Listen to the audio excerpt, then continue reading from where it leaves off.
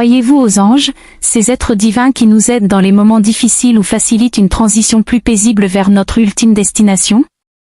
L'histoire vraie d'un petit félin nommé Max vous fera sûrement réfléchir sur ce sujet. L'histoire émouvante d'aujourd'hui a laissé médecins et infirmières d'un hôpital perplexes. En voyant les pouvoirs surprenants de cet animal, ils ont été choqués et même effrayés. Tout a commencé en 2005, lorsque le personnel du centre de soins et de réhabilitation de Meadowbrook, aux États-Unis, a décidé d'adopter 6 chats. Vous pouvez vous demander à quel point il est courant pour un hôpital de permettre l'entrée et la présence d'animaux, étant donné que ces lieux doivent être toujours très propres. Cependant, cet hôpital soignait des patients en phase terminale et offrait des soins palliatifs à ceux atteints de maladies incurables. Ainsi, les animaux n'étaient pas seulement autorisés, mais également encouragés. Avec eux, les patients se sentaient mieux et plus calmes, oubliant un moment qu'ils se trouvaient dans un hôpital, ce qui facilitait le traitement. Au début, les chats étaient ordinaires, simplement des animaux domestiques qui dormaient, étaient câlins et se frottaient aux membres du personnel lorsqu'ils voulaient de la nourriture. Mais l'un d'eux a commencé à attirer l'attention. Il était grincheux et peu sociable, miaulant toujours aux infirmières et autres membres du personnel comme s'il se plaignait. Il détestait être touché pour être déplacé ou caressé. Beaucoup de personnes travaillant près de lui se plaignaient et demandaient que le chaton soit donné, estimant qu'il n'avait rien de thérapeutique. Cependant, lorsque les gens étaient sur le point de décéder, le chat changeait complètement de comportement, semblant se transformer en un autre animal. C'est alors que l'un des médecins, le docteur Mark, a commencé à remarquer un schéma. Bien qu'il ne soit pas amical et semblait être en colère la plupart du temps, l'animal était sympathique avec certains patients qui décédaient peu après que le chat ait visité leur chambre. Le médecin pensait qu'il devenait fou et que, après de nombreux quarts de travail consécutifs, il imaginait des choses. Après tout, comment pouvait-il croire qu'un chat prévoyait qu'il mourrait? 6 mois plus tard, le docteur Mark était toujours perplexe. Il ne comprenait pas la sympathie soudaine du chat envers les personnes presque mourantes et décida de prendre un jour de congé pour suivre le petit animal dans l'hôpital. Bien sûr, le médecin n'a prévenu personne, car il pensait déjà qu'il devenait fou et ne voulait pas que d'autres pensent la même chose. Cependant, il n'était pas le seul à avoir remarqué le comportement étrange du félin. La docteure Lisa et d'autres membres du personnel ont également élaboré des théories sur le chat, surnommé Max. Avec un carnet de notes en main et une curiosité aiguisée, ils ont commencé à suivre le chat. Max commençait ses rondes après une sieste, observant les couloirs comme un roi admirant son empire. Il s'étirait et se dirigeait vers le 3e étage de l'hôpital, où se trouvaient les patients atteints de démence. Le docteur Mark, désormais totalement absorbé par son nouveau passe-temps de suivre le chat, prenait de grandes notes et élaborait des théories farfelues qui, la plupart du temps, ne menaient nulle part. Le chat reniflait les chambres du 3e étage et entra dans l'une d'elles, celle d'une patiente qui était dans l'établissement depuis plus de 3 mois. Le docteur Mark pensa que le chat était là pour elle, mais avait peur que cela soit réellement vrai. Max resta moins de 5 minutes dans la chambre et en sortit. Ensuite, il monta au comptoir de réception qui séparait 2 couloirs, passa 30 secondes à renifler et à regarder autour de lui, comme s'il choisissait une direction. Il marcha paisiblement jusqu'à la chambre 310, mais la porte était fermée.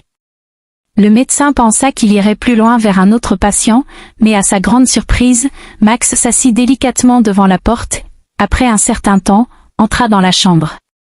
Le patient était en position fétale et assez affaibli. Le médecin pensa qu'il pourrait être la prochaine victime de L, ange de la mort, le surnom donné au chat dans l'hôpital. Cependant, l'animal ne resta pas plus d'1 minute dans la chambre et en sortit. Le docteur Mark était sur le point d'abandonner et questionnait sa santé mentale.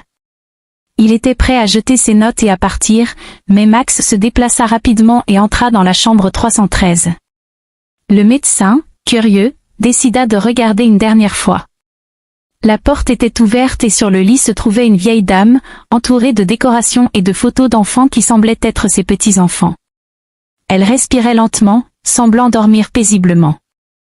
Max sauta sur le lit à côté d'elle, regarda autour de lui et finit par se coucher à ses côtés. Le médecin décida d'attendre, et, après 1 heure, le chat était toujours dans la même position. Lorsqu'une infirmière remarqua la présence de l'animal, elle commença à chercher les dossiers de la dame pour trouver un parent. Les membres du personnel de l'hôpital étaient désormais convaincus des pouvoirs de l'animal. Lorsqu'ils remarquèrent qu'il était avec un patient depuis un bon moment, ils appelèrent les proches pour qu'ils viennent faire leurs adieux. Et ce n'était pas pour rien. Max avait déjà réussi à prédire 25 décès consécutifs. Après une demi-heure, la famille arriva et se demanda ce que faisait un chat dans le lit de leurs proches. Un jeune homme tenta d'enlever le chat, mais fut interrompu par sa mère, qui dit « Ne fais pas cela, il aide ta grand-mère à arriver au paradis ». La dame décéda paisiblement, exactement comme elle l'était avant, et le bruit des machines cardiaques indiqua le décès. Max se leva paisiblement et partit, comme s'il avait terminé son travail. Il alla ensuite boire de l'eau et se coucha dans son lit, comme s'il se reposait après une journée de travail. Il n'y eut plus de décès ce jour-là. Le médecin ne savait plus quoi croire. Sa raison voulait croire que c'était de la folie et qu'un chat ne pouvait pas avoir de pouvoir surnaturel ou divin, mais en même temps, il avait vu et observé de ses propres yeux ce que le chat avait fait et savait que ce n'était pas une coïncidence. Il décida de publier ses notes et théories dans un magazine local pour médecins, espérant entendre qu'il n'était pas le seul à croire en cela. Ce que le docteur Mark ne savait pas, c'est que sa publication deviendrait extrêmement populaire, suscitant l'intérêt des médecins et des personnes de toute profession. L'histoire atteignit rapidement les médias et les réseaux sociaux. Le docteur Mark écrivit un livre basé sur ses notes. En 2010, un film basé sur le livre fut annoncé. Max devint une icône, apparaissant dans des émissions de télévision et des séries telles que Dr House et Les Simpsons. Au fil des années, Max est resté une figure emblématique à l'hôpital de Meadowbrook. Sa renommée s'est répandue, et la présence du chat est devenue un symbole de réconfort et d'espoir pour tous ceux qui se trouvaient à l'hôpital. Les familles des patients cherchaient souvent Max, espérant sa présence pour offrir une dernière compagnie à leurs proches. L'histoire de Max a également inspiré d'autres institutions à travers le monde à adopter des animaux de thérapie. De nombreux hôpitaux et maisons de retraite ont commencé à percevoir les bénéfices émotionnels que les animaux peuvent apporter, tant aux patients qu'aux familles.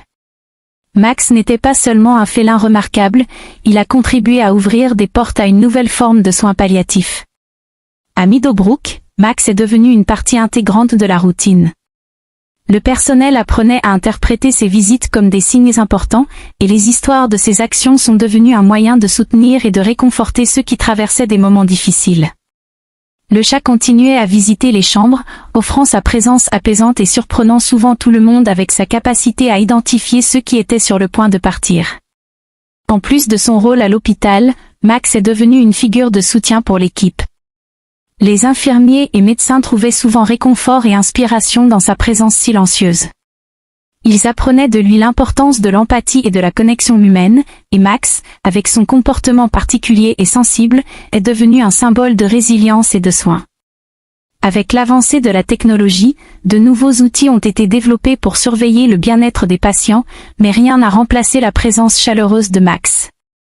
Ces visites continuaient à être une partie précieuse de l'expérience à l'hôpital, apportant un sentiment de paix et de soulagement au milieu de la douleur. Max, maintenant un chat âgé, maintient toujours une routine calme et tranquille. Bien que ces visites deviennent plus sporadiques en raison de son âge avancé, son impact et son héritage restent forts. Il continue d'être un symbole d'espoir et de réconfort, rappelant à tous que, même dans les moments les plus difficiles, la présence d'un ami peut faire toute la différence. Ainsi, l'histoire de Max demeure un souvenir émouvant de la façon dont la bonté et l'amour peuvent se manifester de manière inattendue.